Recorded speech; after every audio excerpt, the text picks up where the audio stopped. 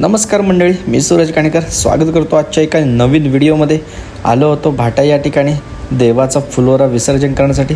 मग काय ते झाल्यावर तिथून मी जरा तिथल्या बाजूच्या सुरूच्या बाणामध्ये फेरफटका मारला. भूक लागली म्हणून गोगटे कॉलेजच्या इथल्या असल्या काकांचा मिरची वडा खाल्ला आणि मग तिथून थेट संध्याकाळी आलो ग्राउंडवर होता आज आमचा भेळ बनवण्याचा कार्यक्रम. त्या भेळीमध्ये मस्तपैकी आम्ही कैरी, शेव, फरसाण टाकून सुंदर अशी साधी सोपी भेळ बनवली. मग काय भेळ खाऊन झाल्यावर आम्ही सगळे गेलो टर्फला क्रिकेट खेळायला. आपल्या इथे जवळच असल्या टर्फवरती आम्ही गेलो. मग काय सगळे आम्ही मंडळातली पोरं होतो, जवळजवळ 20 ते 22 पोरं आम्ही खेळण्यासाठी आलो होतो.